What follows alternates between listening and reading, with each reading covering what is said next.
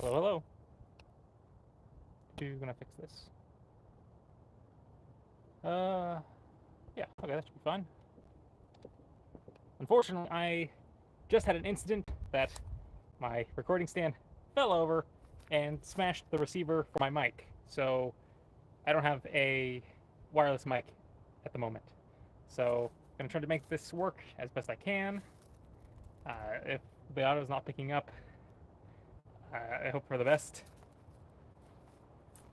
I've got a new mic on order, so hopefully some good comes of this. I don't know. I don't really see how any good comes of this, but we're gonna try. And now this is falling apart. Just going splendidly today. What is falling? Why are things falling over? There we go. Do I have a wireless sword? Yeah, most of my swords are wireless. Very functional. Yeah, the weather is wonderful. That's why I'm out here today. I'm like, the weather's so darn nice. I just want to be out here.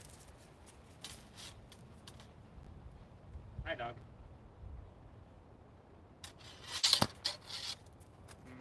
Don't like that one. That's better.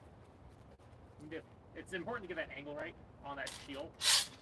You need to create enough of an angle right here, so you see how like, right now my hands are safe. But if you don't get that angle, slice goes the finger. So it's really important that you get that pivot out, so that you get that coverage from your cross. It's a very slight angle, and it's just enough to cover you, but it works.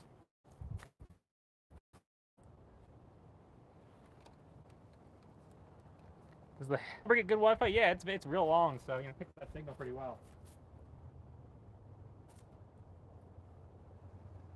Yeah, that's working. Good signal.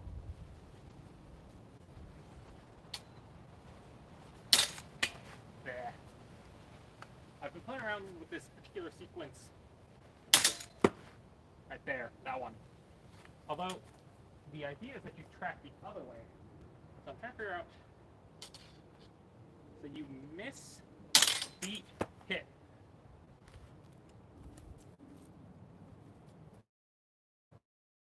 So they're presenting some sort of point. You whiff it, come back, beat, hit. Yeah. Whiff, beat, hit. Or, in Myers framework, I have to remember I have to talk to the screen now. I can't talk while I'm walking away. So if you think about it, we have the provoker. So the deliberate miss is meant to provoke them to get their blade moving. You take the taker, the hitter. Meyer uses so many short edge actions. Short edge, all short edge. Do I ever need to repair my sword? The handles get chewed up. Generally, if the blade itself gets damaged, like really damaged, it's not safe to use anymore. So you just stop.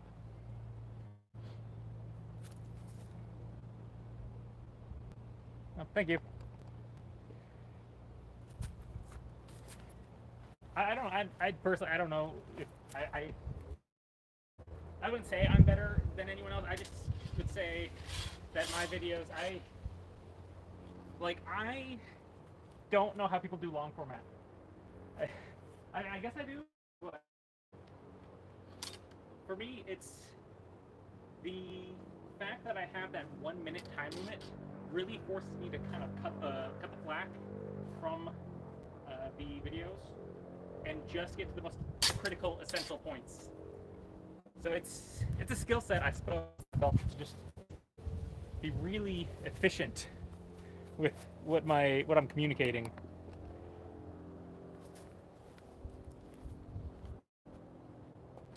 You just can't afford to have a bunch of asides when you have a 1 minute time limit on your videos. That's a fun one.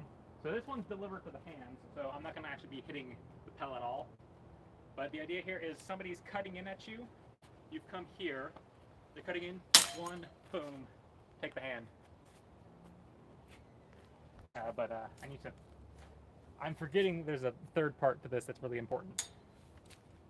which is to protect yourself on the way out. So it goes, they're cutting at you, you're down here in the change, the left change. You go beat, cut the hand, cut to the sword. That part's important. Because there's no guarantee that you stop them, right? So you go one, hand hit, sword hit, withdraw.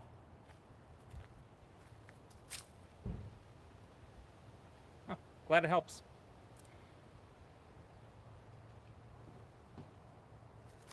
Do I have a KD? I have like a tournament KD, I suppose. I think if we're using like tournament KD, I'm decently well off. I'm trying to think my last tournament. What was it? What was my last? I don't remember my score from my last tournament. It was Swiss pools. The whole thing was Swiss pools. I only had 2 losses. I only had 2 losses. And there were... How many fights? 4-4-4? I think it was like 4-4-4. Maybe. It'd be... 4... 8... 12... I had like a tie. So I think I ended. So if we just want to like use that as a framework for my quote unquote KD, I already forgot the numbers. It was what I said 12, right? 4, yeah, 4 times 3, 12 fights, 2 losses, 1 tie. The rest were wins. Someone else who's good at math can do that one for me. 2 loss, 1. So that's 9 wins. 9 wins, 1 tie, 2 loss. That was my last tournament.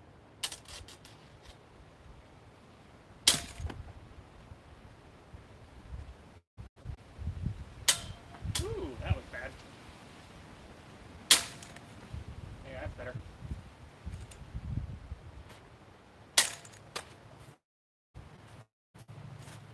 Ooh.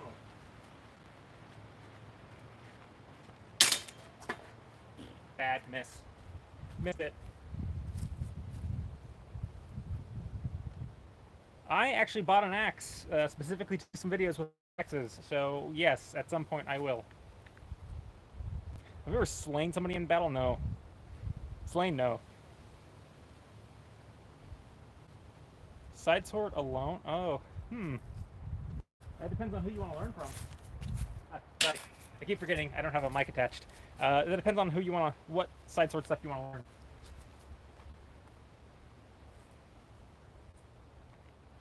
You know, Myers Rapier basically counts as side sword, so that's an option. Mancellino, I like well enough. From what I've heard, I've not really done Marazzo myself, but from what I've heard, Marazzo is hard to get into.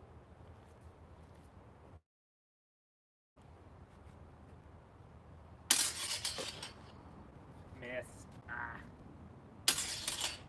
Hit.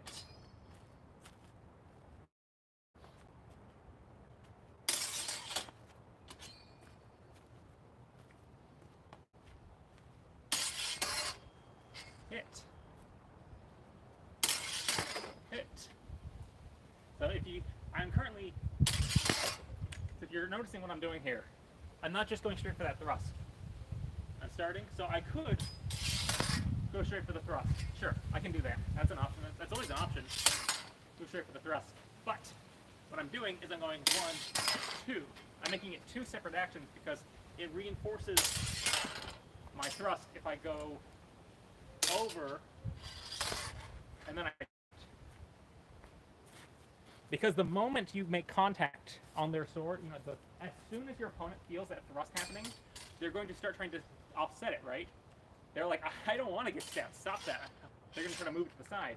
But by coming over top them first, you now have a superior position as far as like gravity is concerned, right? I can start to push. I can kind of constrain them.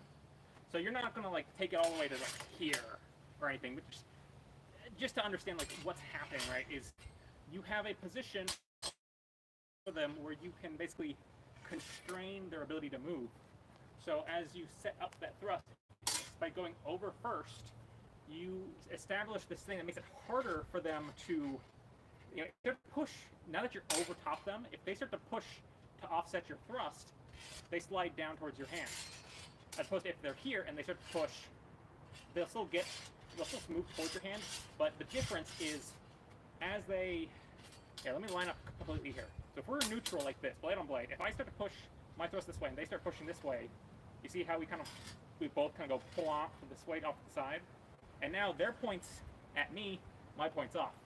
But if I go over, if I start this bind from neutral and I come over and they start to do that same push, well now it's still getting towards me, but I'm still on top. And they have been, importantly, they are driven to here. And once they get to here, I have all the control. So it changes where they end up on your sword. So it's safer for you to start over. If they push it, they'll end up here, you catch, and then you put your thrust, as opposed to immediately going for it, where they might be able to set you off to the side here, and now you are on their strong. But yeah, just reinforcing your position before you actually deliver the thrust.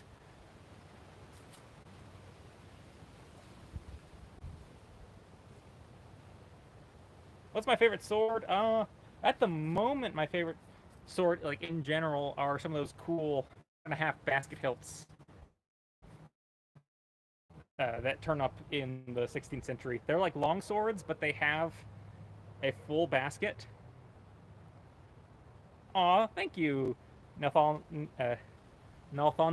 Guess what? I have a halberd. I have a halberd out today. I can totally talk about the halberd later, if that suits you.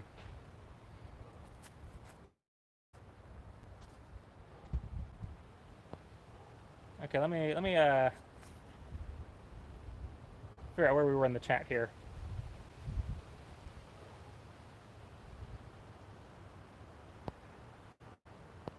Best medieval weapon for home defense? Oh boy,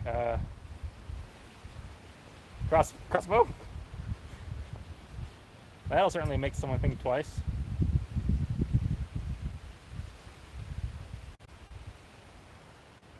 Okay, if you get into a bind out of the blue, question out of the blue. If you get into a bind by mirroring diagonal strikes with a staff held at the end and 1/3, what technique can you use to continue, neither person being faster? I assume both people have... I'm assuming both people have the pole arms in this case. So, like, both people have done bad pole arms and they both did diagonal cuts at each other.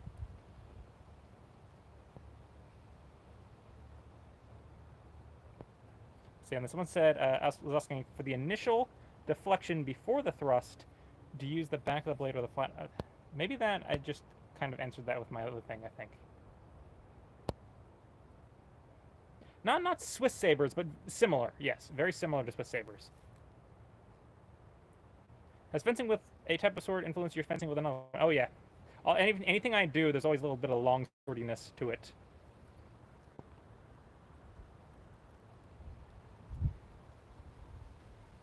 Do I consider myself a pro at sword fight? No.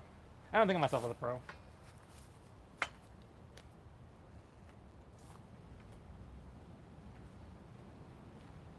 I consider myself very competitive in the rec league. How about that? I'd say most of HEMA at this point is rec league type stuff. I think there are a few people who can like really kind of claim that sort of pro title, if you want.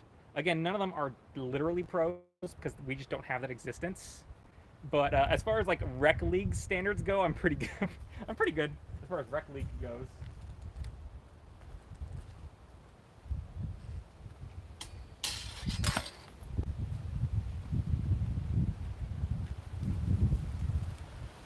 All right, yeah, so, okay, contact with the staff is when they both, okay. So So the thing is, so we're doing 2 pole arms. The fun thing is that that's kind of just the same thing as with longswords, right? So if I have somebody is coming at me with a longsword and I've got a longsword and now we're in this, I can't exactly simulate it here because the angles are wrong, but let's just, for the sake of a discussion, let's say we've both struck diagonally. We've ended about mid blade here or so. Then the option here becomes this. I mean, basically becomes the wind game of, do I want to wind? Do I want to try to get a better position here? Do I want to launch a thrust? Do I want to, in some way, yield? So one of the things you can do with the longsword that you won't be able to do with the polearm is like easily switch sides. That doesn't work so good with the polearms. I'll show you with the polearm next. So this is one of the options that's a little weird to do with a polearm. It just doesn't translate very well. But any sort of winding up this way is the same. You could pull off and cut again. Depending on your polearm, you have some interesting like wrenching options. Now I can wrench with this. I can go that way with it. That's an option. I can try to push through.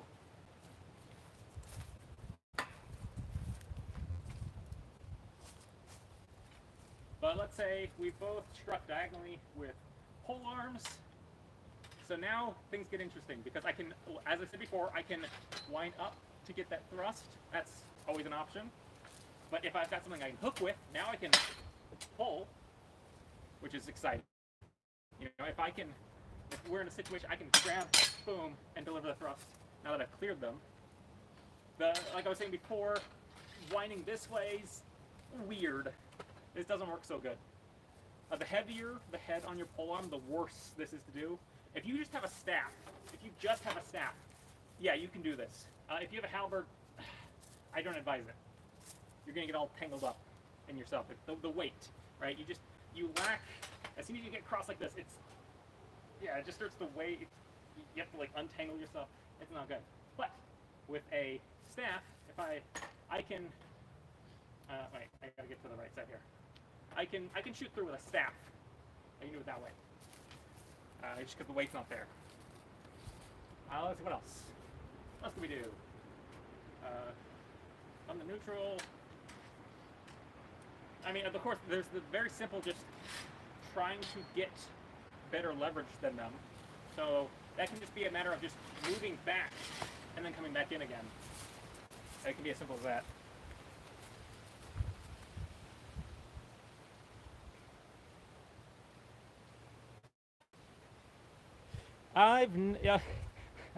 That quarterstaff was that was just like a pine staff. It wasn't really like. I need to get my hands on an ash quarterstaff. This is ash. This thing is sturdy. Ash is cool because it doesn't tend to, like, I've hit this thing with a sword. Not a sharp one, but one of my blunts. Let me see if I can find it. So ash is neat in that it doesn't tend to splinter, such as it dents. Oh yeah, here we go. Can you see it? There, right there. Right there is where the sword dented the wood. So it tends to dent more than splinter. Let's see. But yeah, I need to get a quarterstaff made out of ash, and that'll be interesting.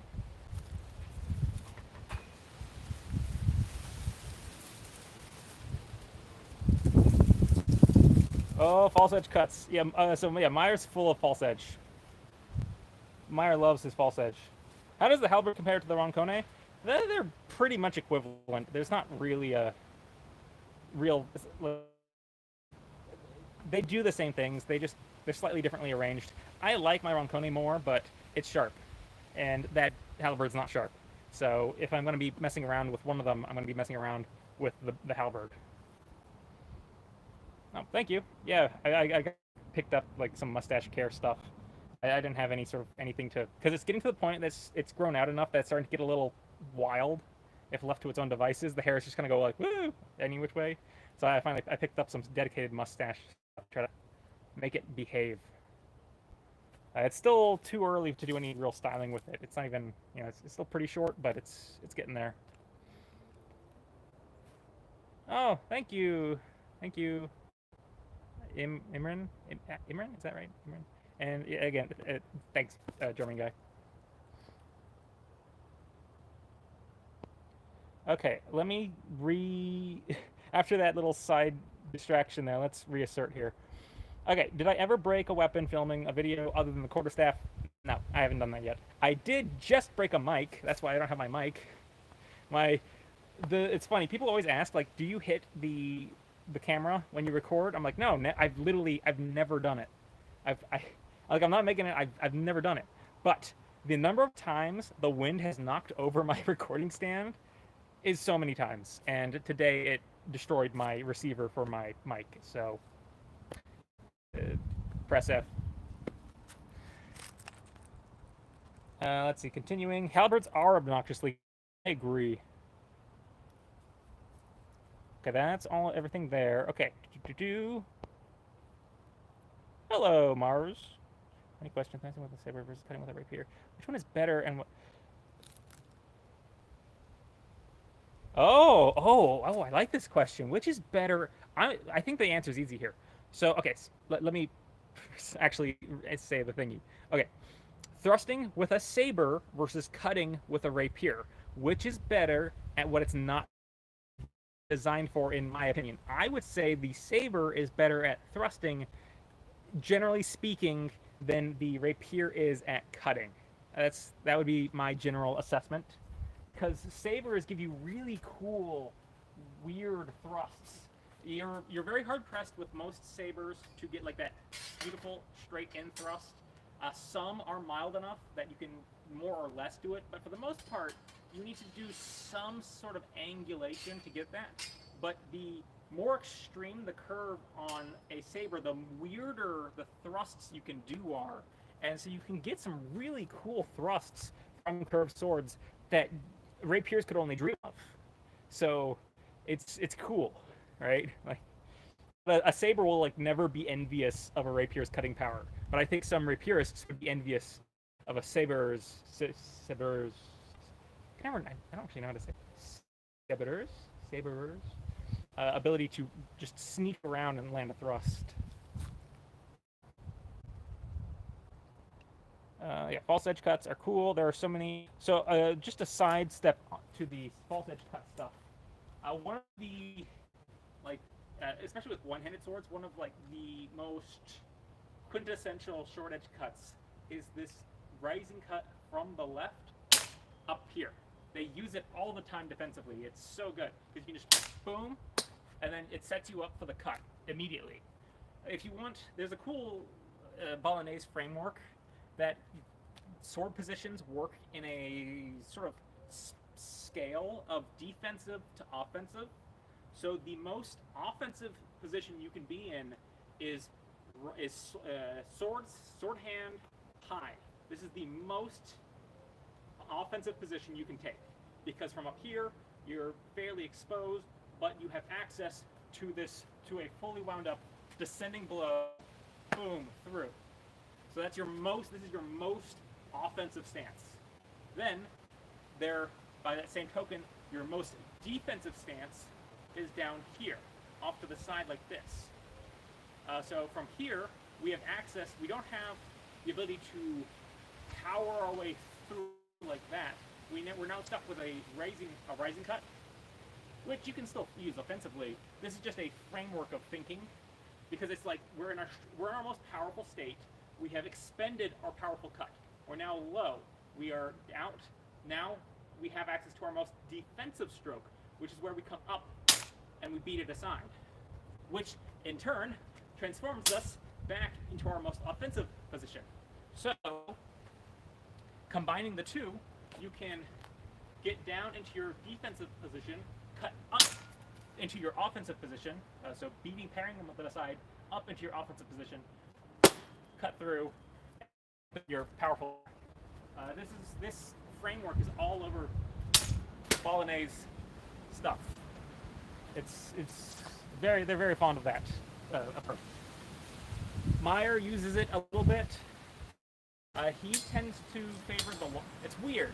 Meyer uses the short edge for so much stuff, but he uses the long edge for that specific play. So he will. he specifically describes it with the longsword there, of being once again down in this low position here, but rather than going short edge up and hitting, he goes long edge, which is wild to me because he has so many short edge hits. But for that one, he's like long edge. But like another time, he'd be long, short. So that's another sequence of short edge cuts for you. The misser, short.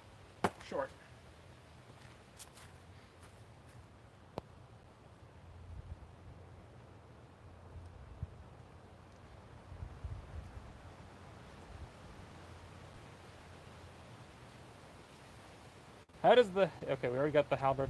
What's my take on the basket-hilted longsword? I think they're really cool. I don't have one yet, but I will, and then I'll be able to give you actual opinions on it. Do I have a traditionalist vision of fencing, or would I also combine multiple systems to always spawn with the best option? I think it's my personal opinion that combining them just makes sense-ish. So it depends on what you're trying to do. If you're trying to portray a certain style of fencing, try not to frog DNA it. That's because you're trying to like depict it as it was to the best of your understanding. So you can't you don't want to like pull from other sources. But speaking just for your own personal fencing, I think it's totally fine, and I think it's completely valid. Fiore says that he learned from assorted masters, he learned from German masters, he learned from Italian masters. He traveled around, he learned a bunch of different ways of fighting, and he collected what he wanted and presented it himself. Meyer, as far as we can tell, Meyer, and by his own admission, he learned from Italian masters how to do side sword stuff. He calls it rapier. Nobody calls it side sword. But he's like, all these foreigners are doing this rapier thing. I'm gonna go learn how to do it. I've learned how to do it. Let me tell you how to do it. So like right there, he's taking his German tradition type stuff, his Lichtenauer, and he's taken, because Meyer's like I think probably one of like the best examples of this, combining things, because he takes the quintessentially German fencing-ish mindset and framework and smashes it into a side sword system and produces this thing where anybody who does Bolognese fencing is like, hey, that's Bolognese fencing, but all the terms are German, and he doesn't talk about tempo, he talks about Vornacht. Or Vornacht. Vornacht. I guess I'm trying to think of... I think in that case it's four. It's V-O-R-E, but I think... We have the German guy, C-H, Nach. Vornacht.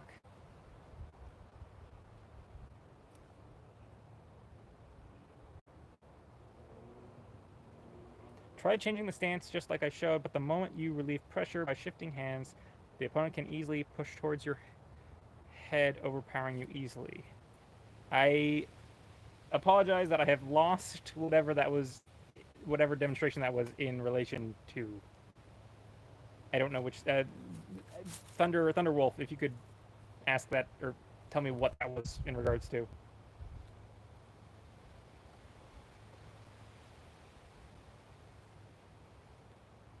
Would have whips broken a knight's arm? No.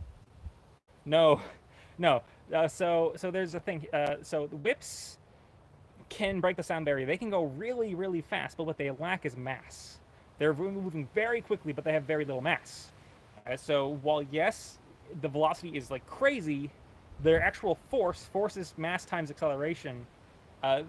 There's exceedingly little mass at the end of a whip, so it would just smack it. Nothing would happen. Oh, yeah, go practice, Stewie. How difficult would it be to actually use a flail? I've used a flail once, and I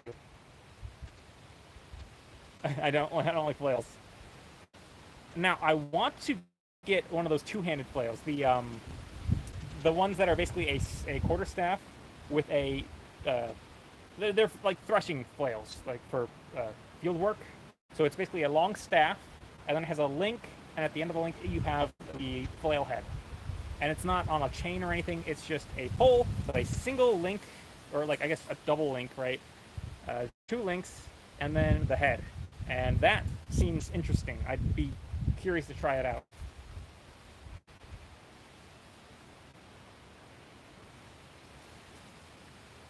Right, anyways, I'm trying to think of what I guess it was with me doing the polearm stuff that it was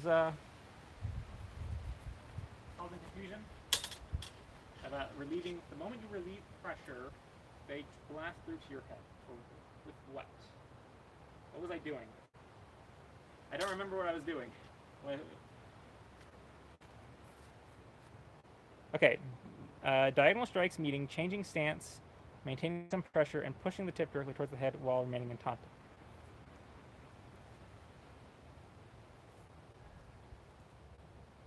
Okay, and so so with your experimentation with that, they've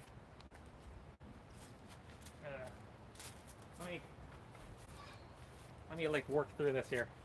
Okay, diagonal strikes meaning changing stance, maintaining some pressure, and pushing the tip directly towards the head while remaining in contact. But your problem is that they're blasting through and hitting you in the head anyway. So like we've arrived, we're maintaining pressure and we're thrusting, and they just kind of go like kapow and they hit you.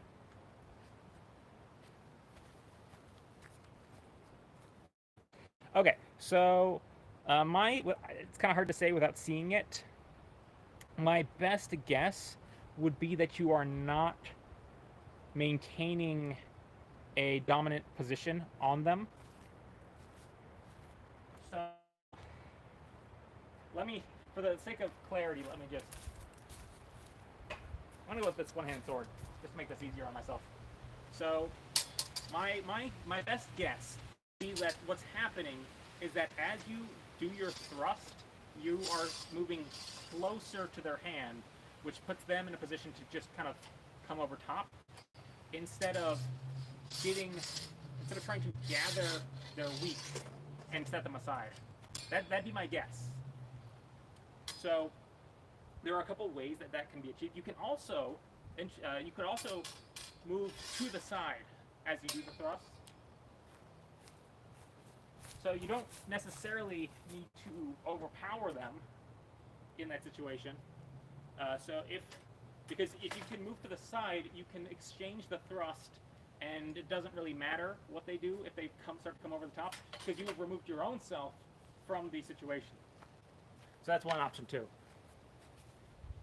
Do the swords rust? Yeah. I mean, I don't let them rust, but they do. Like they can. It's possible. There's some old rust on this one. It's been cleaned off, but you can still see the remains. Swords will rust. I think my impression is that people overthink the rusting thing. Like I did that video about taking the black finish off of that messer I have, and they're like, "Oh, you took off the protective finish, and it's gonna rust." I'm like, theoretically, sure, but no. I don't know what to tell you guys. Like, you keep it oiled, it's fine. Doesn't really matter. Like, yeah, it can rust now, but it's not going to. I'm not going to let it. And if it does rust, so what? Clean it off. It's not a big deal.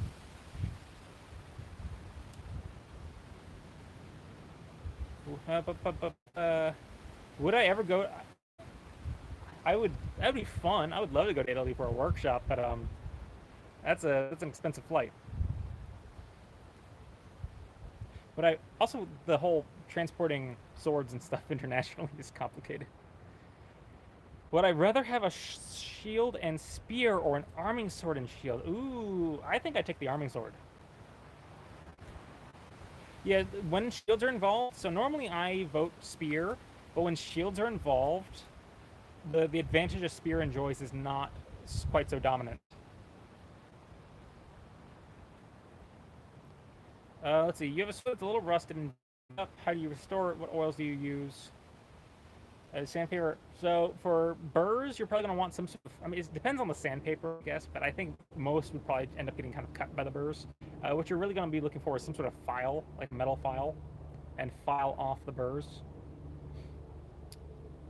And then I use some like, it's not steel wool, but it's like a Scotch-Brite pad. That's what I use for rust usually. Is I just take of course, I'm not super concerned about maintaining the like polish, so it will scratch up your polish, but you can always repolish it. So if that would be kind of the first place I would go, I'd get a Scotch-Brite pad, and then I would just scrub you put some like oil on it first too while you do it, if you wanted to. But the main thing is you would scrub off the rust, and then repolish it afterwards. Care about polishing it. What's my cheapest and what's my most expensive thing? I just got for Christmas like a $3 stainless steel sword, so that's pretty cheap. Most expensive thing right now would be my musket. I think it'd be my musket. How do you avoid cutting yourself when half swording? So the important thing is that when you make contact, you want to get palm to flat. Also, it's not so fetter sword here, very thin blade. You know, you're looking at the thickness that starts there and then tapers much more gradually to the you wouldn't have this, obviously you wouldn't have this sharp decline, right? So it's a little tricky to like do this with the fetter because I can't actually get the grip like super right. Just imagine that the sword is bigger, right? Imagine the sword's like closer to like this. But the idea here being that you make contact with the flat of the blade, you clamp your fingers onto the blade, onto the flat. So you are applying, the pressure you're applying is like this. You're doing this sort of like flexing thing, because swords also flex. So you're kind of getting that contact there, wrapping around, getting pressure on your fingers on the flat, and you're squeezing the flat of the blade into the palm of your hand. So that way you're not actually making contact edge on palm. There goes the wind. See, that's how I broke my mic. Anyways, so it's palm to flat, fingers wrap over, apply pressure on the flat against the palm, make sure it does not slide in your hand, and there you go. Some people will wrap the thumb over the top. Some people will use their thumb to press.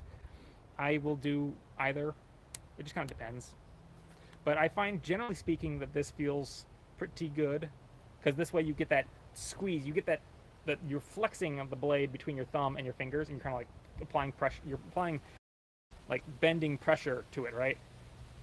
That, and so that kind of pressure between the two. Again, it's hard with a thin fetter blade because I don't have much to grip. But yeah, the idea there is that you're getting contact there, and yeah, once you like really press in, I'm pulling. Yeah, once you're in, you're pretty much good. This fetter was about 300 something, I think. Yeah, the Siggy Shorty was not 600. I know that much, but I don't remember what it was anymore. It was more than this, but yeah. Wouldn't a bear trap on the end of a stick be way more effective than a spearhead? It would be no, I don't think so.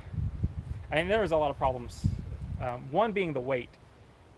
Two being it becomes big, so something that's big is easier to parry. So a small spearhead can sneak through stuff easier. If you have a big, chonky bear trap, it's going to be much easier for the person defending themselves to just kind of like catch that and send it off to the side. Once you've used the bear trap, it's been expended, and now you don't have another shot at it. So if they manage to parry the bear trap and fire and like set it off, the bear trap's now closed on whatever they parried it with. So that weapon's, I guess, depending on if they can get whatever they parried it with free, you maybe have just both weapons and now you have to go to something else.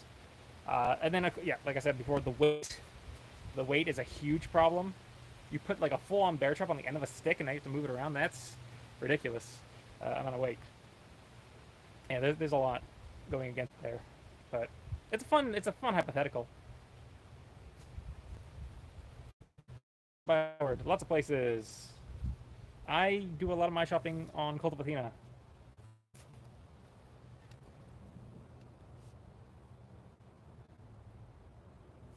Yeah, it does sound very Bloodborne, doesn't it?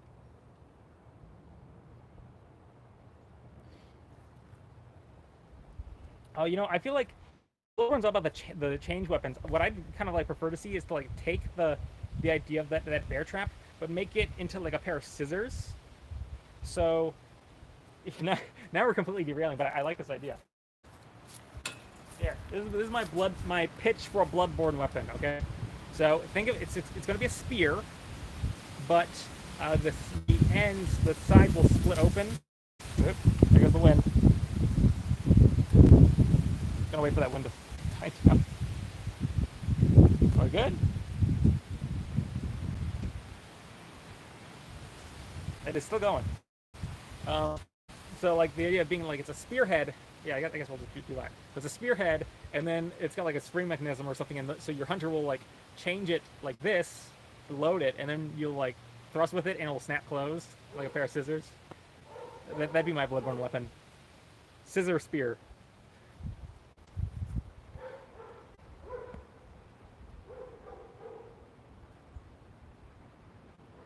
Yeah, happy to have this life. How effective is grabbing your opponent's blade to move it out of a bind? Yeah, kind of like a May. Yeah. Yeah. So yes, like it's viable. It's recorded. It turns up. But yes, you run the chance of cutting your hand. There is an account of a duel I read recently where this guy tried it 3 separate times and got cut each time. But so like, I want to do a video on that excerpt because I think it raises 2 interesting points. One, trying to do the blade grab is risky. You can get cut. This guy cut 3 times trying to do the blade grab. On the other hand, this guy got cut 3 times trying to do a blade grab, meaning he got cut on the hand 2 times and still thought it was a good enough idea to go for the 3rd time. So like, yeah, he got cut 3 times, but like, he kept trying, so he clearly didn't get cut that bad, right? So like, 2, right? Get high chance of getting cut, but not getting cut so bad that you don't try that keeps you from trying it another time.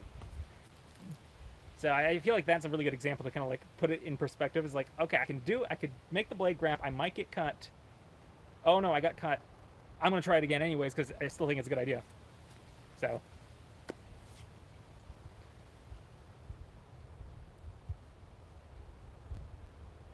What's the idea for a cloud-like buster sword, double-edged? I don't actually remember what the Sword of the Elden Beast looked like. I played it. I don't remember. Hey, Ma. Oh boy, talking about Bloodborne, of all the weapons in the game, which one would you trust to be? Probably that gun sword would be pretty good. That one's super normal. Or the one that's the dagger and sword that connect together. That would work probably. Yeah, so the gun sword, and then the rapier and dagger that connect together would probably be okay. Mostly in that the 2 things separated are perfectly fine weapons, and then connected together is silly, but it's not like it's not the Kirkland hammer or whatever. That would just never work.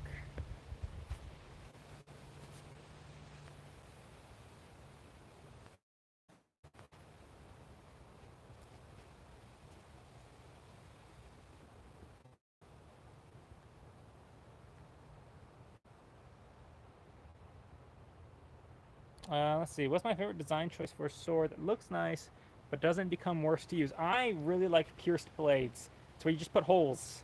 You just cut out sections of the blade. I like that. I think it looks cool. Usually it's only done down in the fuller, though. You don't tend to do the piercings up top. It's just near the face of the sword. Reverse grip. Oh, boy. I've already done a bill hook video.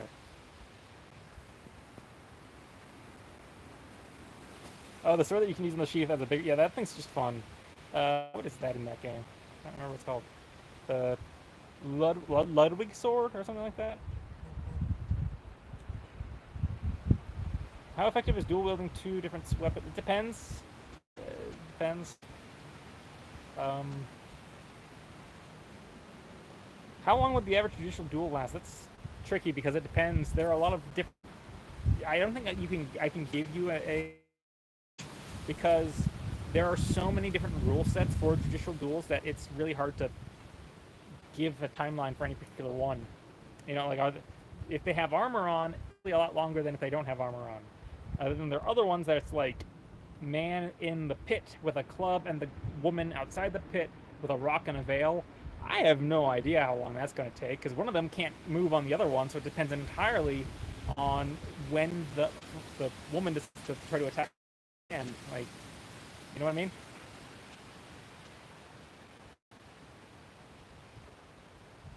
I haven't swung my sword around for a lot. Maybe I'll do that for a minute.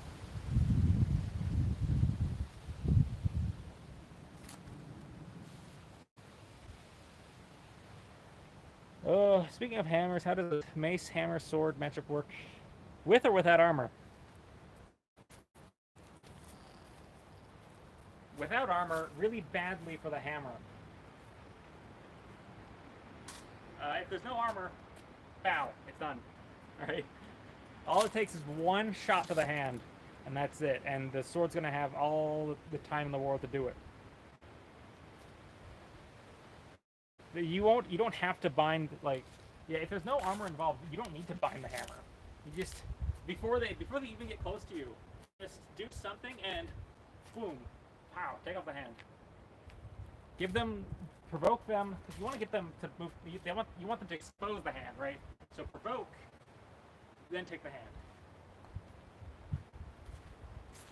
And then likewise, if they do want to, like if they get close enough to start to hit you, again, and you don't have to play the bind game against them. You can play the beat game, right? Beat it away. Bind actions are in some ways voluntary. It's very hard. If somebody doesn't want to stay in the bind, it's very hard to keep them there. You know, there's nothing other than the threat of you continuing to keep somebody in the bind. So, like, if I'm here and I'm like, I don't want to play this game anymore, I can pull away at any time. It might end up with me getting stabbed, but I don't have to be in the bind if I don't want to.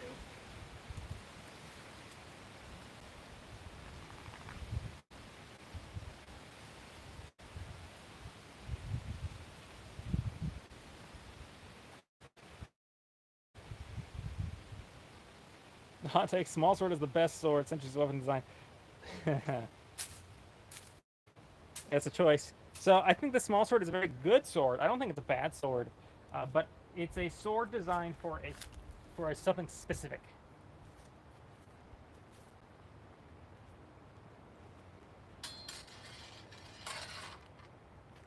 The small sword exists because the rapier got ridiculous.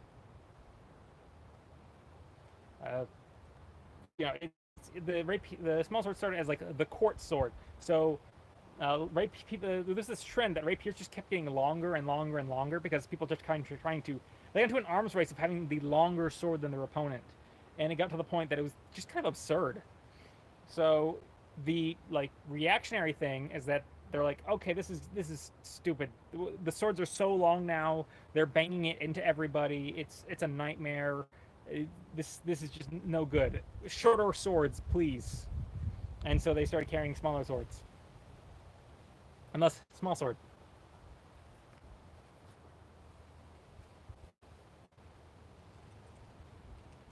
The small sword is intrinsically tied to the social carry of swords.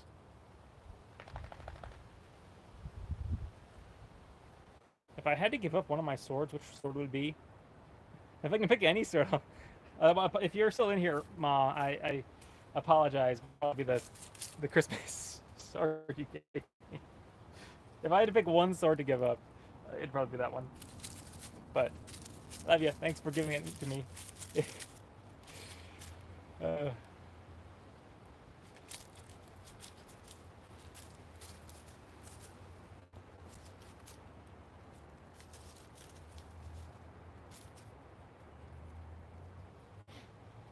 uh, someone already answered. So someone asked if medieval knights protected in full armor and swords were supposed to be ineffectual against them. Why were swords still so common in that period?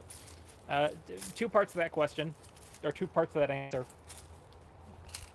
She already knows.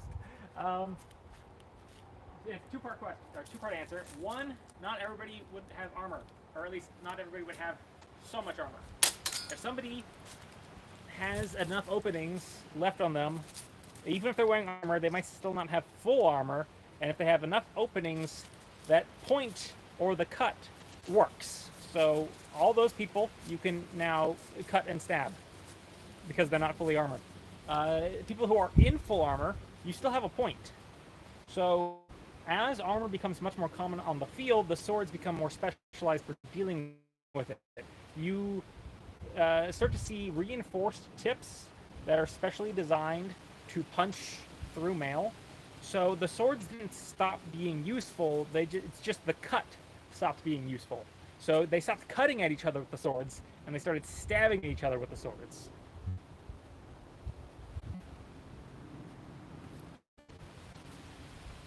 Because, even let me go with the longsword here. That's really driving. So, what you have, that's one of the versatility of swords is why they stick around so much, because they can be worn very easily. They be long, but they don't take up that much space, all things considered. They can be very close to your body. They're easy to wear. They're not very heavy on your hip. So whatever you're doing, you can always have this thing with you. If you fight someone who's unarmored, you can whack, right? All the fun cut kind of stuff, right? That's fine. If you can fight somebody who's fully armored, well, now you can switch into this kind of stuff where you work it into gaps or whatever. You've got options here, right? You can use this as a great little wrestling bar to kind of like work your way in against somebody. Like it's a very short pole arm, right? Work it in, get somewhere, sink it, couch it. You see this in manuscripts with armored fighting.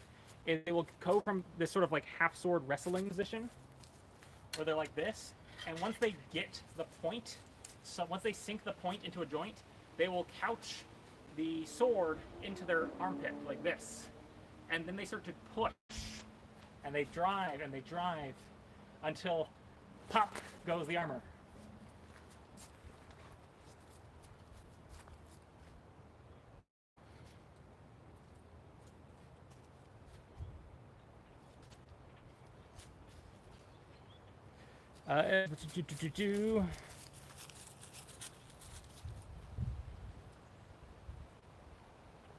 Was it common for medieval knights to be equipped with ranged weapons? Not usually. Wouldn't be super common.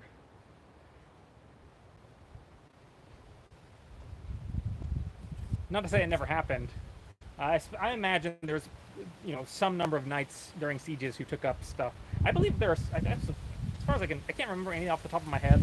I'm pretty sure I've read of like a knight, of some knight defending a battlement with a crossbow or something. Like, it's not that they didn't happen. It's just, as far as your like quintessential medieval army concerned, most of your knights are going to, for most of the period, be deployed on horseback as heavy cavalry, which kind of precludes the use of bows in that capacity. They didn't do the samurai thing or the Mongol thing.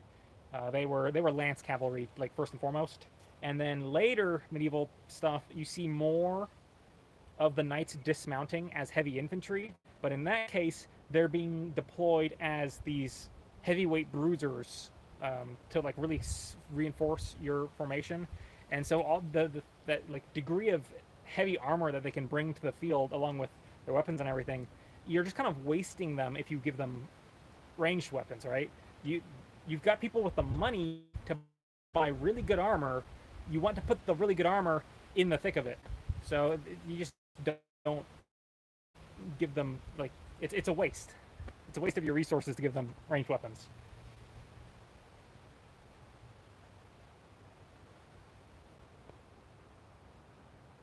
Do I have a 3D printed? There is a 3D printed sword in the house. It's not mine. My daughter printed it actually. It's her sword. No 3D printed machine gun. Although I do have a wood and PVC replica of a Lewis gun. I say Lewis gun. It's meant to be a T-21 blaster, heavy blaster from Star Wars, heavy repeating blaster from Star Wars, but it's based on the Lewis gun. So yeah, it's good enough that people thought it was real.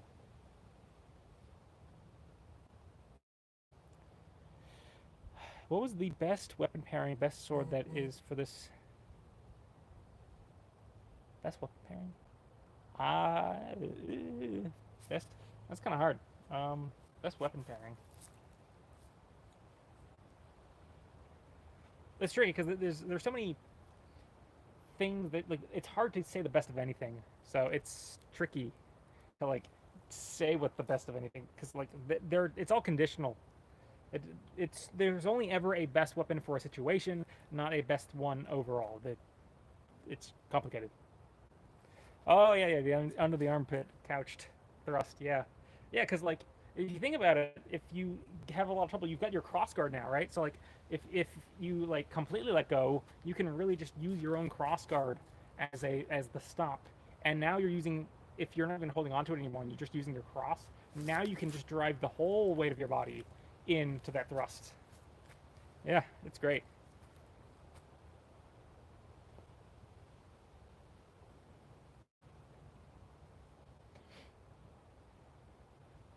Why do I reckon daggers for plateless fights were so often taught in reverse grip with the forward stabbing, although less powerful, offers much more reach? I suspect that is probably because of the clothing that they had. That's my guess. This is purely speculation on my part. I think it's due to the clothes. In the period, you're looking at like a minimum of a linen shirt with some sort of wool overlayer. So that's going to give you a degree of protection anyways. Not that I don't think you couldn't get through that with a point forward at all. I don't think that's the case. But as far as like, if you want to like be sure that you're boom in, that does it, right? Also, like the way the daggers are worn are usually worn. I guess this is probably not necessarily a cause, but more just a like relational thing of they're wearing the dagger on their belts the way that makes it easier to draw the way they want to. So I guess there's that. Yeah, it's tricky because a lot of the rondel stuff is all point down work, which it is interesting because yeah, like if you go point low, you can get all these sort of like underhanded stabs. When we've played around with dagger defense, the moment somebody goes for that underhanded stuff, it gets really hard to defend yourself against because they start going up and under, and you're like, hey, it's hard. You have to like concave your stomach, like you have to pull your stomach away, and you have to kind of like brace down on it. And even then, it's really hard because they can still kind of like get up and under. Whereas if they come over the top, you have all these really strong defenses up here where you can basically like arm bar and then like set them aside. And it's a lot easier to defend the thrusts from above. And yet, the thrusting from above is bog standard in all of those dagger plays. It's something I wonder about myself. So, like, my best guess is it's clothing related, but or it's monkey brain. Maybe it's just monkey brain stuff. If you want to like smash something, what do? You grab it, like you give a rock to somebody. You say, hit the thing. They're gonna go, and they're gonna start just banging on it like that, right? They're gonna go full Space Odyssey, 2001 Space Odyssey, and it's gonna start smashing. And I think maybe that's what they train for. The expectation that that's kind of what you default to is like when it comes to dagger fighting, where we're past the point of like nice, elegant, whatever. It's a dagger fight now. So like maybe, well, just my speculation.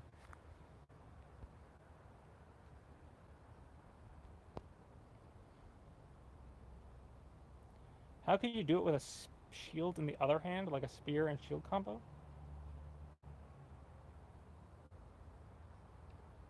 Oh yeah, I can do the key guard. Sluice. I can never. It's my tongue turned it, for whatever reason that word is persistently it tongue ties me so bad. Schließel. Schließel. I can never say it. It drives me nuts. Anyway, the English word is key. It's key. So for people who don't know, this is key right here. Key is a derivative of ox. Why am I pointing at my face? Get that out of here. So we have key. This is ox. This is key. You're like, what's the point? That's a great question. Meyer says he does this for teaching purposes.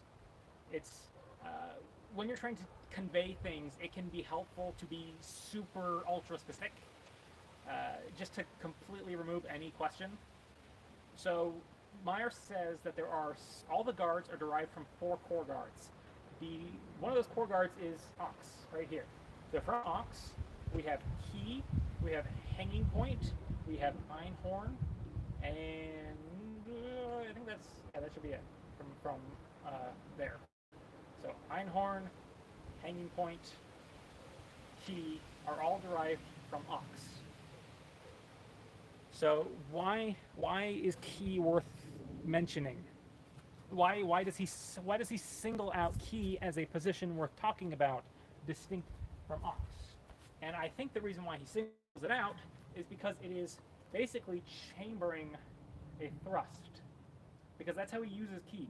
He uses it as a way to shoot a thrust forward. And yes, I can thrust from here, from ox. I can thrust from ox, sure. But what he uses key for is as a provocation. So he will go into key, and then he will thrust out from key. And the thrust is never intended to hit. It is meant, if they don't block it, it'll hit. But you're not throwing that thrust with the expectation that it'll hit. Instead, what you're doing is you are winding up this thrust, so you're in whatever position you're in. Maybe you're an ox, that's fine.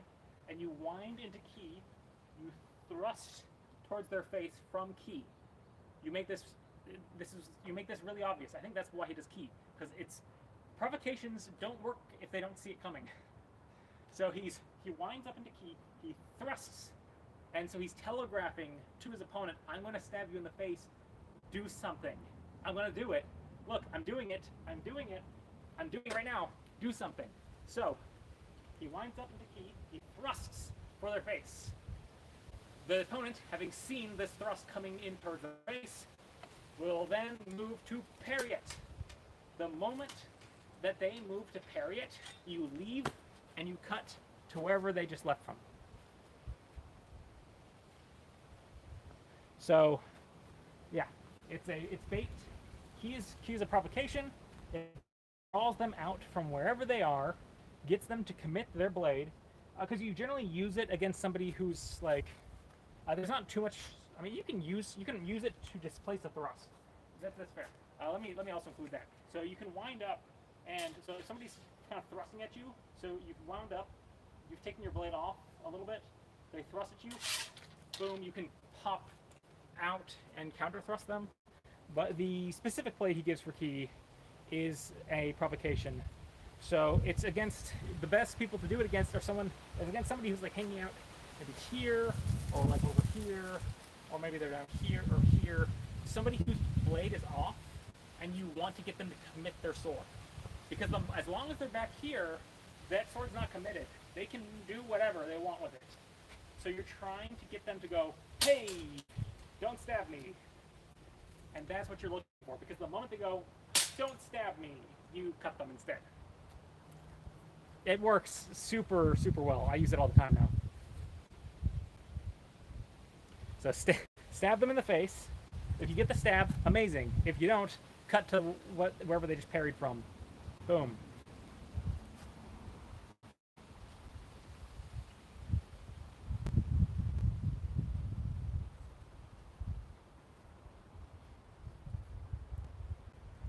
I should I need to get some sparring footage using it.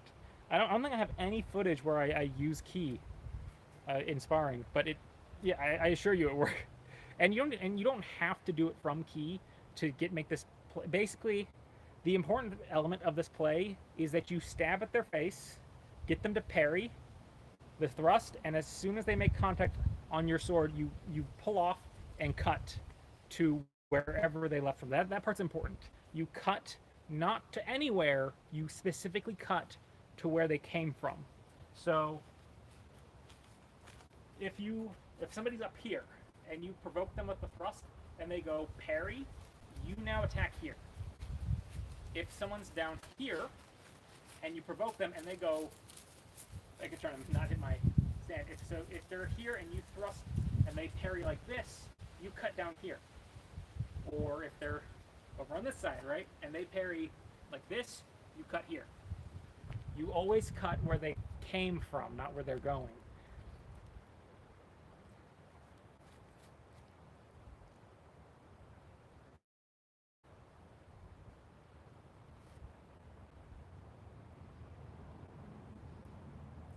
It's really hard to stop. Basically the only way, like it happens so fast that the only way somebody really defends it is if they already had an idea it was about to happen. So you can't use it too many times, or else they get wise to it, and they'll be ready. But if you can get somebody, catch them by surprise and make them parry, you've got them on lock.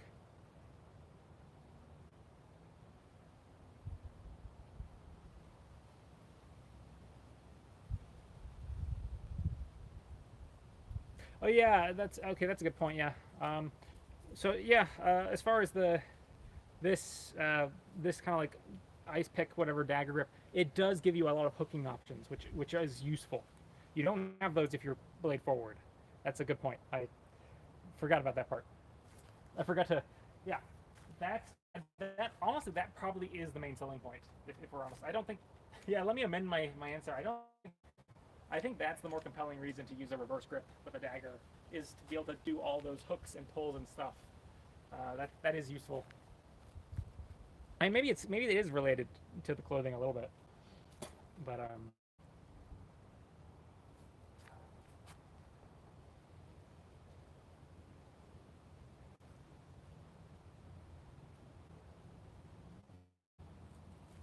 also they're not always using daggers with the intent to kill, right?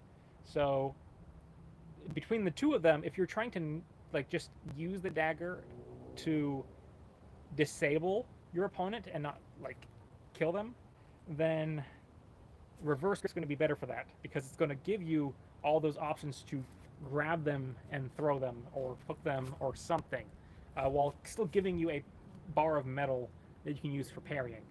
You know, if for whatever reason you're being attacked by somebody with a sword and you have a dagger and you want to, for some reason, take them in alive, boom, and control them with the reverse grip. I've slowly walked this thing away from wherever it was. That's funny.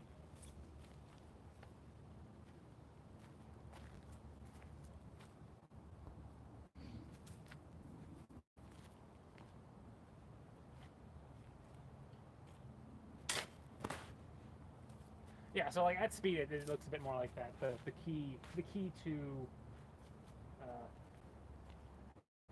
to cut parry thing. So you're wherever, maybe you're kind of throwing your point around, boom, like that. Myra's full of the two-stage actions like that, of something, boom. Like I was doing early in the stream, there was the deliberate whiff, beat, hit. It's all sorts of fun flowing actions that just kind of cruise from one to the next, right? Because you're just letting the momentum fly through the sequence. At no point am I stopping the sword. It just goes 1, 2, 3. Just flows so cleanly.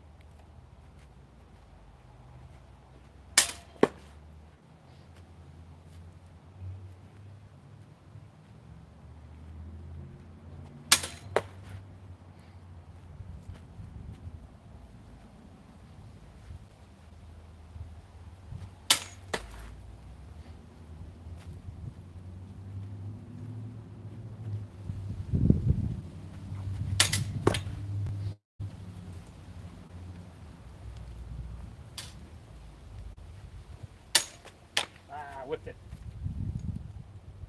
Got too into my head thinking about it.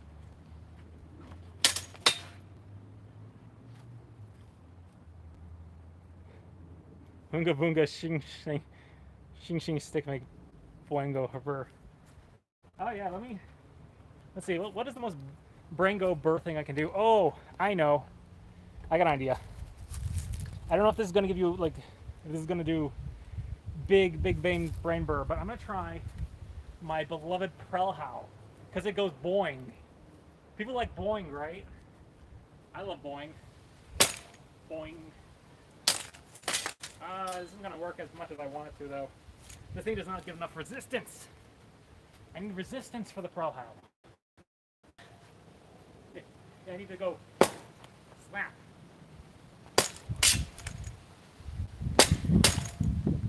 That's kind of working. Oh yeah.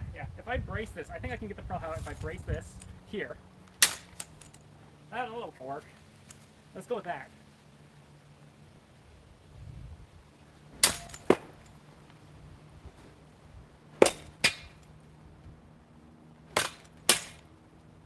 Well, now we're over on the other side. Oh, there's also the double Prell. Let's see if I can do that one.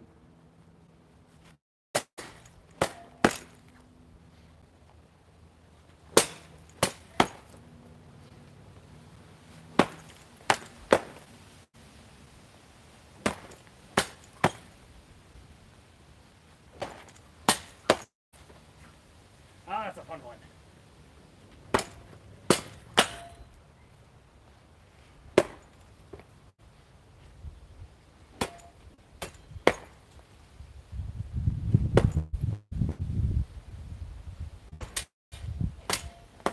Oh, no, I'm getting my Prells mixed.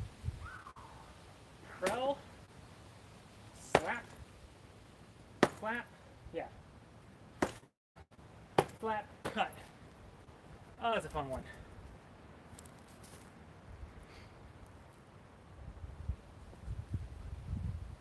Thanks. Thanks for coming. Superman, I'm not Superman. I don't know what you're talking about.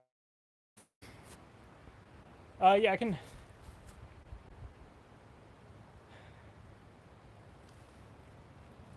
So I'm pulling. Hi, doggy. I'm pulling Prellhow play from Meyer. So the way the Prellhow works is that it capitalizes on the fact that your sword is a big spring. So if I slap it with the sun, it bounces. I guess you can't really see it here. Let me see if we can show the spring. Yeah, you should be able to see the spring from here. Okay, so if I hit something, I'll watch what happens. Right? Bounces.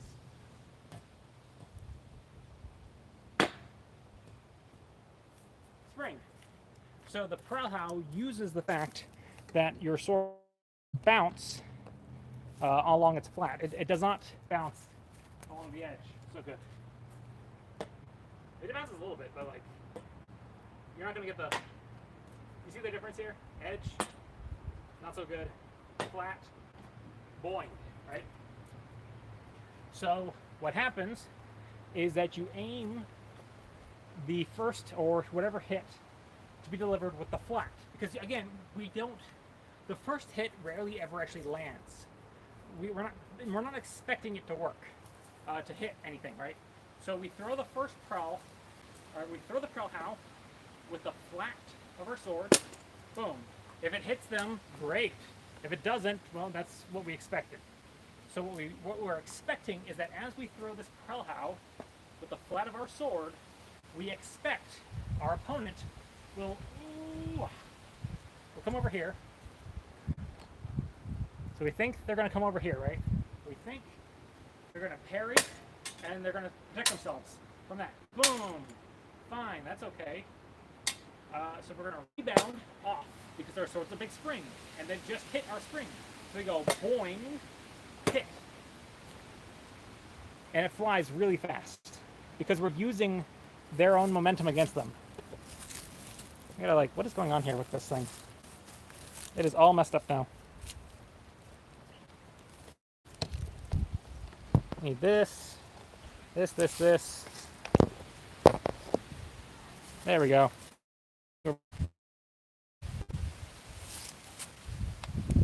Well, glad you had a good time, Alfonso.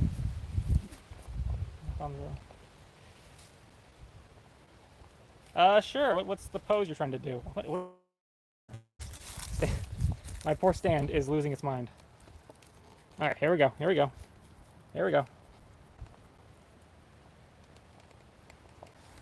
We're fixed. We're good. We're back. Is there a question I missed? No, that was a question I saw. What pose are we? What are you trying to? What pose? You have a question about sword clashing thing. If you were to hit a sword with a wavy blade, like some Zweihanders, would it make it possible that your sword would be caught in one of the ways? Yes-ish. So it's not going to be like stuck. The waves aren't significant enough for that. I don't think there'd be any doing that and then being like, oh, I'm trapped. It's not going to do that. But you will sort of get. I do believe that with pressure, you're going to fall into one of those grooves, and you're just going to be kind of there. As long as the pressure is there, I don't think you're going to come out of the groove until somebody relaxes pressure, and then you can go like, out. So it's going to be like, hit, and you're like, let me do something about that. That'd be my guess. But also, edges kind of bite into each other anyways a little bit. So I don't know that the waves would actually do all that much in that case. Because you're still going to, if you cut them edge on edge, you're still going to get kind of stuck. It's hard to describe. It's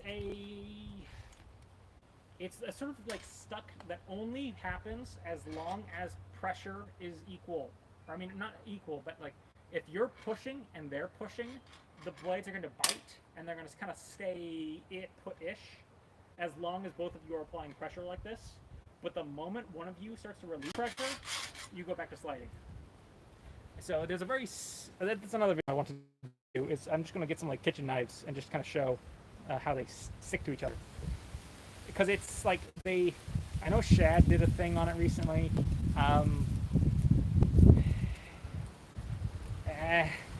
It's not that like they get stuck. They just have a which is oh boy, here goes the wind. This is how I broke that mic.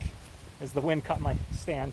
Anyways, there's just that super brief moment of grip between the two, and it's fleeting because nobody's going to sit there and nobody's going to do the movie thing, right? No actual sword fight's going to be like this. This is the scenario in which the swords actually get stuck. Is you're both going like this, but nobody's going to do that. So it's this moment, this temporary, fleeting moment where you have gone like parry or whatever, and you've parried, and there's like just a half second, not even a half second, like milliseconds, where these two swords have stopped, and they don't slide around like anything because you're both putting pressure in that brief, fleeting moment that they stick until one of you says, fine, I'm leaving. And then they slide again.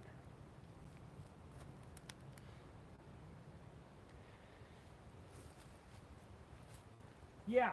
So my takeaway, the way I would describe lightsabers is that they're basically playing on similar rules to edge on edge, except a lightsaber binds are nothing but edge on edge.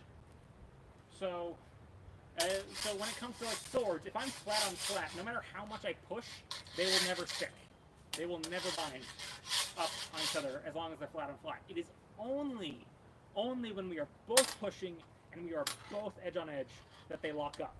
Meanwhile, a lightsaber, if we are applying pressure together, no matter what orientation our blades are in, if we are both putting pressure on, the lightsabers stick. I think that explains all the lightsaber binds in the movie. pretty well, because you'll get these situations where they'll be in these weird positions where, because I did a video recently on lightsabers, and people were like, well, they're just gonna slide, like the moment you take away the other blade, they're just gonna slide right down into your hand. But are they? When does that happen in the movies? Like, they bind and they stay. They don't slide. They stay right there until somebody pulls away and comes back a different way. With the exception maybe of one fight between Obi-Wan and Grievous, where Obi-Wan debatably takes his blade off and then cuts, like, they're together and there's like a bit of slide, and then he like takes his blade off and then he cuts through the hand. But I don't say that lightsabers can't slide at all. I think the main thing here I'm trying to get at is I think with pressure they stick.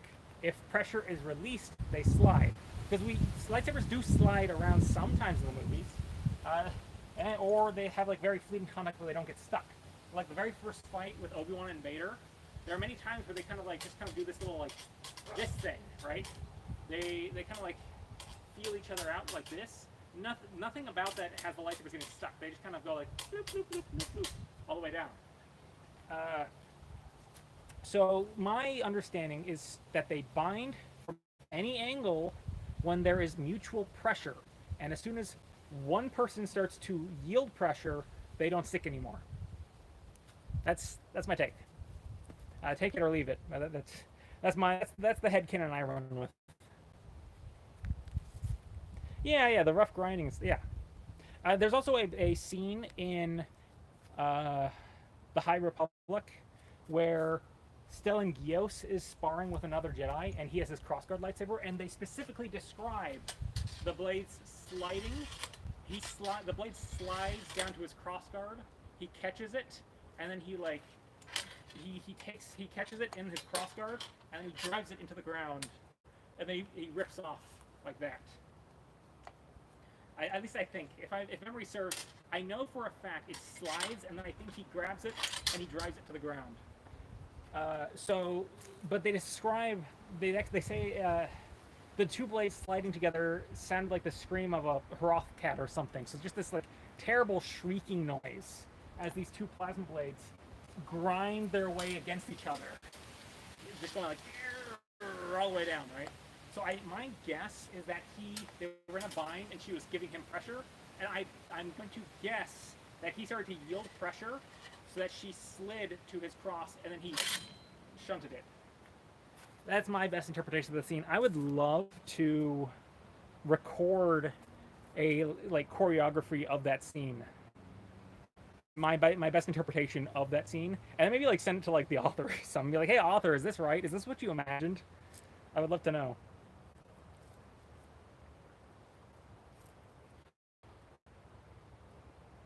Because it's the only, like, I saw that scene and I was like, yes, someone's using the crossguard. Because Kylo uses it like once in the movie to like stab Finn with it, which like sure, why not? Like yeah, that's cool, right? But I really wanted to see somebody use them defensively, and that's the first time I've ever seen one be used to actually. Because I think he specifically says in the book that he twists his lightsaber to catch her blade with the cross, and then once he twists it, he traps her, and then he has control. It's one of my favorite little excerpts from any Star Wars book. I love it. It makes me so happy. Oh yeah, Dooku's beheading. Yeah, exactly. Yeah, they slide in. That's exactly right. Thank you. I hadn't even thought about that. I'm adding that to my argument. Thank you, Den.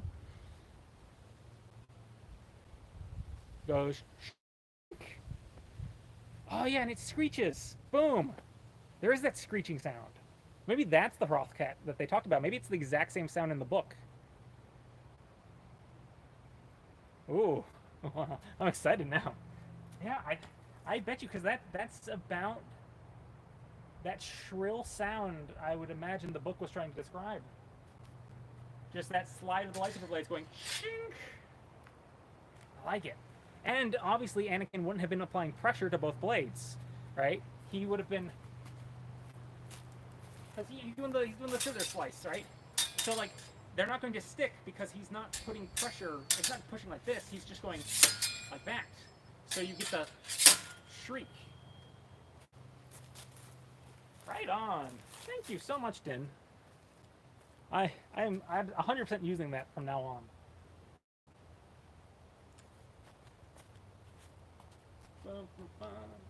Boop.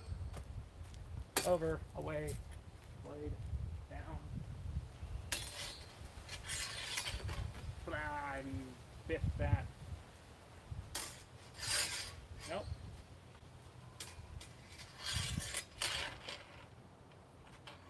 Side. Remember, everybody, the more fanciful your fencing looks, the better you're doing.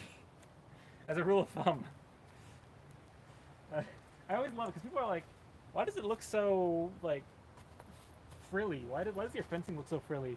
I'm like, that's just a good... I take it as a compliment because I'm like, that's a good sign. If my fencing looks all frilly, then I'm doing something... In my experience, the more, like, daintily somebody sword fights, the more you should be afraid of them. They will destroy you in so many ways, it's not even funny. There was one of my friends was talking about one of my clubmates went abroad or something, or they were at a tournament somewhere, and there was this like 54-year-old old fencer guy, and he would just declare he dominated, and he would just happily declare whatever the technique he was doing as he did it, like he was like a freaking Dragon Ball Z character, and so he'd just be like, "Aggresse!" or something. It was all Italian. I don't know my Italian fencing so much. And I think a cresse is... Let me think. I think a cresse is that movement. I think that's a cresse. But anyways, he would just be like, I don't know, ascendente, or whatever. And he would just stab people all day long, just announcing the thing he's killing you with. And it's like, what? And he would move so like, be like, you're dead. And then it would be like, what is this? I'm like, you're just getting embarrassed by this guy. He just walks up. He's just like, yes, very good. Okay, just dancing along. Oh, you're dead again. And you're like, dang. He's clowning on everybody. So basically, in summation, the more flamboyantly somebody fences, the more you should be very afraid of them. They are terrifying. They are so scary. Because, like, another thing, like, you can't move like that if you're anxious. Something you, like, one of the things you start to read in people is when they're no longer comfortable. When you've got them twitchy, when you've got them panicking, the difference between... So, like, the difference between somebody fencing, like this, where they feel very in control, and their body language says it. They're like, yeah, I'm in control of the situation. I feel comfortable. So there's, like, that fencing, and then there's, like, this twitchy, like, kind of stuff. That's someone who is not having a good time anymore. You've got them spooked, and they're just twitching, or they're coiled up like really tensely, and they're like this. And because if someone's coiled up like that, you know they're ready to launch something, and they're just like, boom. And as soon as they see something, you're going to fire them off. So it's the people you need to watch out for the most are, again, the ones who are just like, I'm just having a good old time.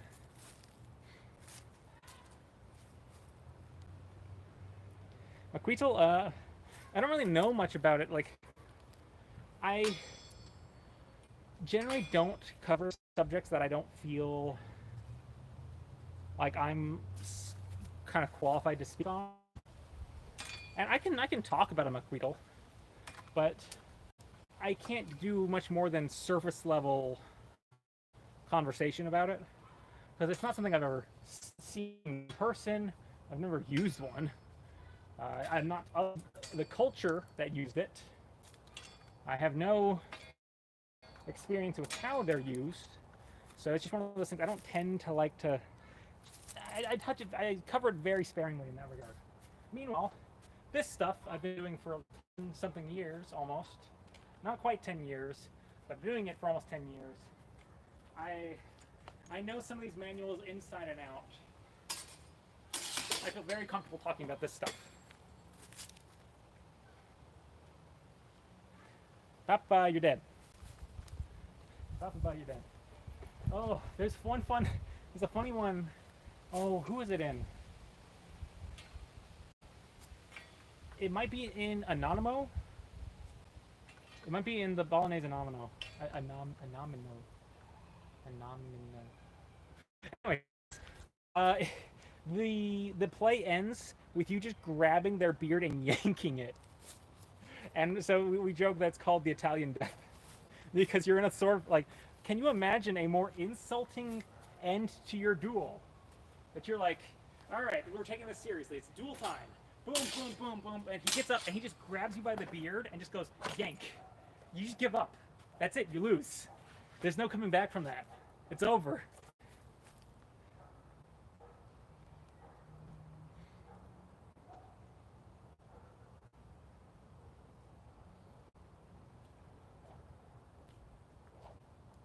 Hey, this sword goes whoosh. I don't know if it's picking up.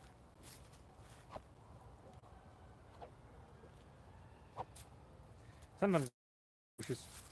This one's not very swooshy. I have other swords that are swooshier.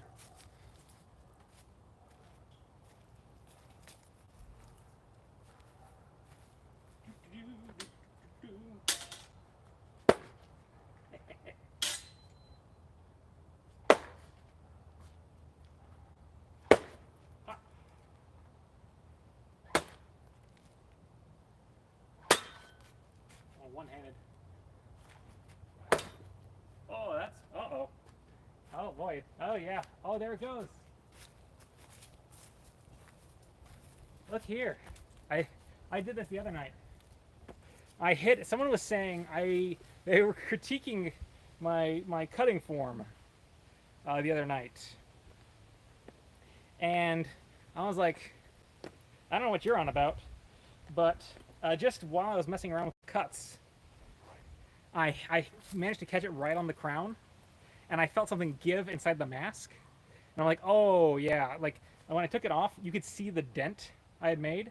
And I'm like, something broke for good in there. And, oh, yeah. Look at that. Split it right in half.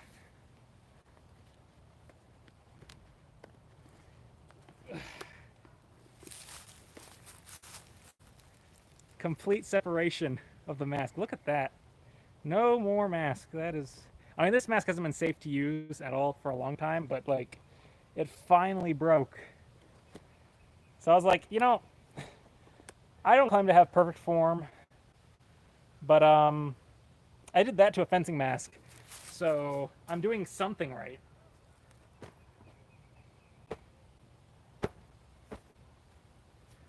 This thing might be far enough gone now that I will find... I've been holding off on it. At some point, I've wanted to destroy this mask, the face of the mask, with my halberd, just to see what would happen, right? I just wanted to... I don't know. I don't know. I'm pretty confident that if I take my halberd and I crack it right into this thing, this mask is gone. It's a goner, I think. But I don't know. So I kind of want to do a video. I do it on live for you all, but I want to actually, like, get good footage of it. I want to get, like, the slow-mo and everything of just the moment of impact of my halberd right into that mask, just to see what happens. I just want to know. And then probably replace this, because I've been meaning to replace this with something else from my stand. But, whatever. That I did not watch the Zelensky Open. I don't tend to watch competition very much. I don't get a lot out of watching anything, like sports. I'll take an academic interest in rewatching some fencing stuff, but I never watch fencing footage for personal enjoyment, or any sport for that. I just don't watch. I don't recreationally watch. But usually I'll go back and I'll dig through tournament like finals and stuff, and I'll watch the fights and like study them, but not for personal enjoyment or anything. Does your head sometimes hurt when you get hit in the head too hard? Yes. Yes, it does. I have never had a flamberge blade, so I couldn't tell you. It'd be fun. They seem like a nightmare to sharpen. I have no idea who has the patience to sharpen one of those. It sounds terrible. Would not want to do it.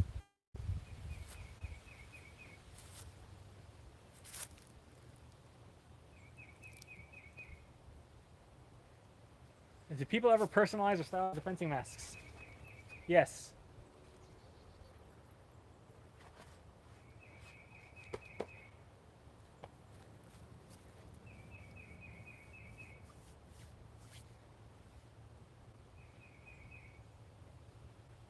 Oh.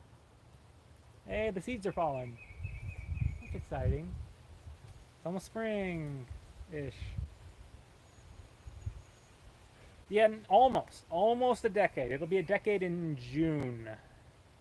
Well, 1 full decade in June of HEMA. Yeah, it's weird where the time goes, right?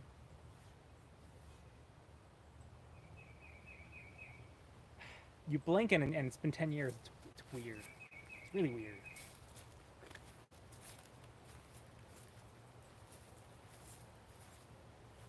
And it's funny too, because this is my original fencing mask right here.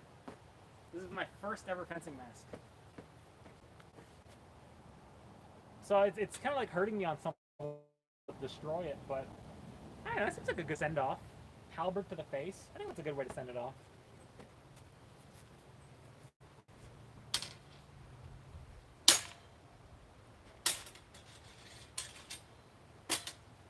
Shield house are fun. I love shield house, by the way, if anyone was wondering. I love shield house. I love them so much.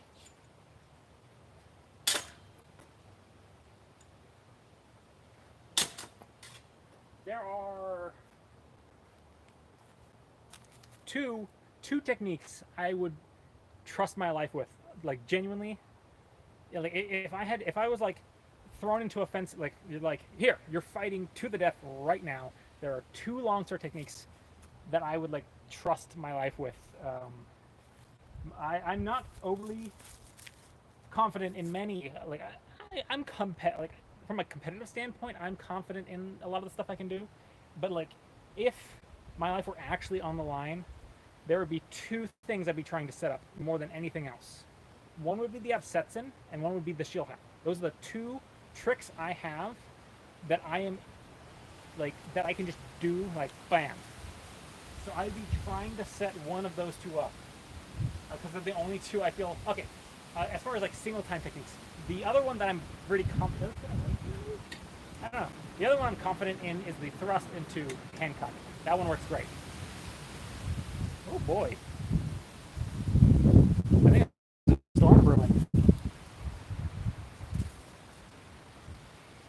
The sky's getting kind of dark out there. Yeah, look at look over this way. Look at that cloud. See that? I think we might have rain soon.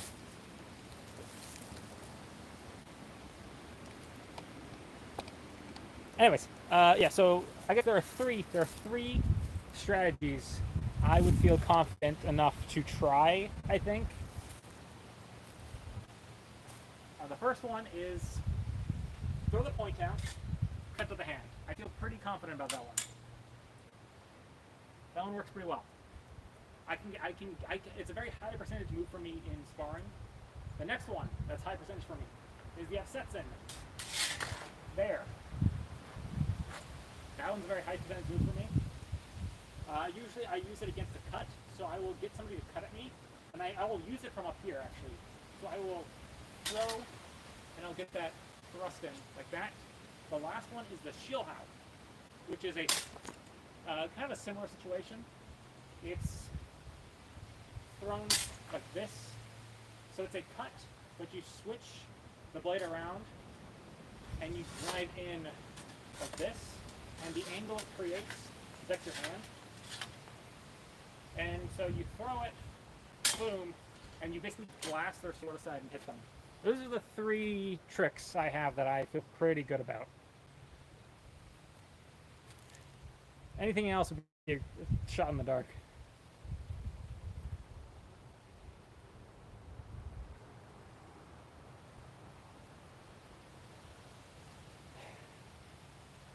If I could pick... Oh, that's tricky. Because it's like... My... You know, so presumably I'd be picking for myself and also for the other person, right?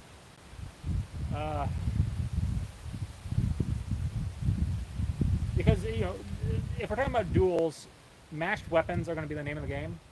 So I'd have to be picking both for myself and for my opponent, and they'd have to be the same thing. So as much as I want hand protection for myself, I don't want hand protection for my opponent. So it's like, what do you do, right? How confident are you that you'll get the hand shot before they do? I think what I'd do is I would ask for long swords with a knuckle bow. Yeah. So I'd get so if I got to pick my pick of the dual weapons, I'd have us fight with long swords, with cross guards, with knuckle bows for both hands, just a knuckle bow all the way around. Because the one thing that I'm always getting caught by is like these little like undershots to the bottom of the hands. I try as I might, I get hit by them all the time. It drives me nuts. I managed to avoid probably like about half of them, but yeah. They still get me. So, and I don't tend to use them much in return. So losing the ability to do those wouldn't be a big deal to me. What would be a big deal to me is losing the shot to the wrist. So I don't want my opponent to have access to like a side ring or anything that would keep me from getting that outside wrist shot, because I'm really good at doing that one. So I think that's how I hedge my bets, is I get the bottom of the hand protection, but I leave the outsides of the hands exposed so that I can get the hand shot to the outside like I like. And maybe the S-shaped glue-ons, maybe. I could take them or leave them. They're not that big of a deal to me. Let's see, would I be the first or second to strike? I am usually pretty aggressive, but I am not necessarily the first. What I like to do is I like to provoke. I'm very fond of provoking. So I will not always attack first, but I will act first a lot of the time. So the difference here is like attacking first. If I attack first and I just go wham, that's one thing. What I don't like to do is be completely defensive. I like to do this, right? I like to be the first to act. I like to create threat and see what they do, and if I can get them to commit to something, then I do my next thing. I'm very much a provoke hit kind of guy. I love the provoke hit. I do it all the time. That's usually my go-to. But sometimes I'll just go in and hit, but I almost always start with a provoking action and then something else. So if they don't do anything, I'll just hit them. You know, one that I really like to do is, I don't use it very much because you can't use it very much in secret. Like they get used to it, so you can't do it often. But I'll go boom to here, and I'll wait. I'll wait half a second because they see this and then they panic. You go boom, and you just kind of like wait just a minute. Sword high over the head. You lunge in, sword high over the head, and you wait. Just the blink of an eye, and you watch them. And if they start to move to parry, boom, you hit where they weren't parrying. It works. I do have in sparring footage. I have a video doing exactly that to somebody. It works really. I've done it a couple times. I've done it at least. I can think of 2 times that I have footage of it doing it.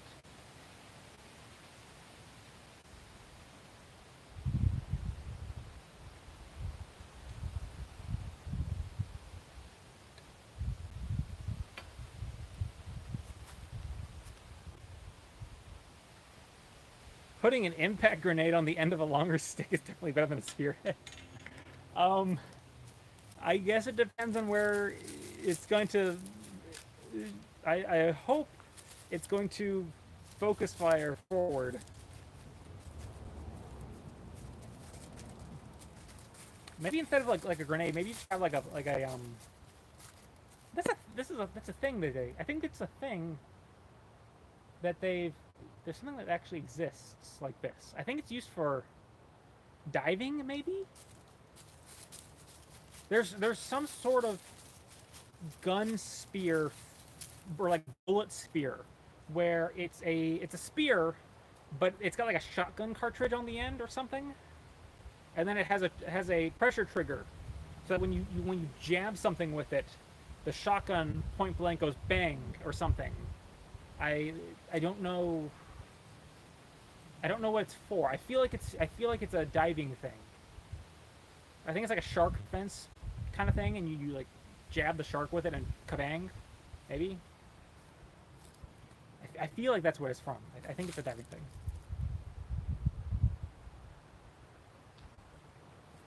Yeah, my DMs are open for that.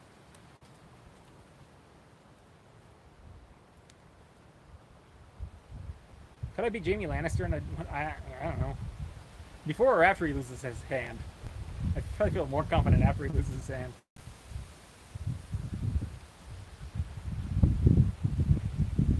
Do I prefer modern fencing pants or Pluderhosen for fencing? I prefer my modern. I don't tend to blend the styles. I don't own any fencing rated Pluderhose. I like the Pluderhose I have, but I don't use them for fencing.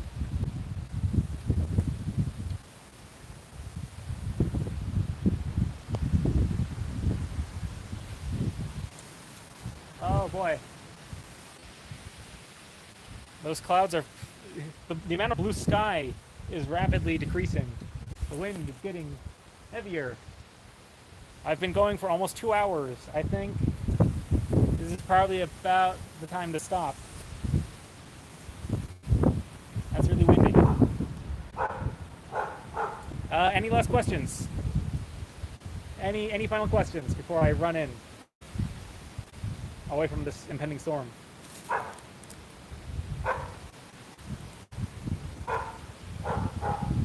Oh yeah, Jaime Lannister after he got buried in a pile of rubble. Yeah, I'll take that fight. Yes, yeah, that exists. I thought that was a thing. I think the Japanese used it or something.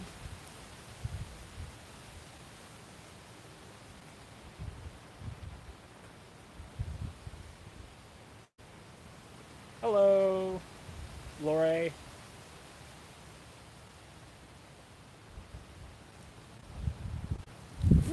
I gotta like put a foot on my camera stand so it doesn't fall over. Oh boy.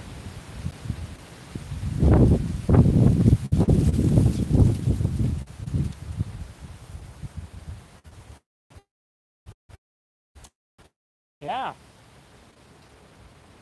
Yeah. Alright, it doesn't seem like there's any other questions. So I think I'm gonna wrap it up there. Thank you all for joining me. And have I ever hit the stand? The camera stand or that? I've hit that. I've never hit the camera stand. Alright. Thank you everybody for joining me.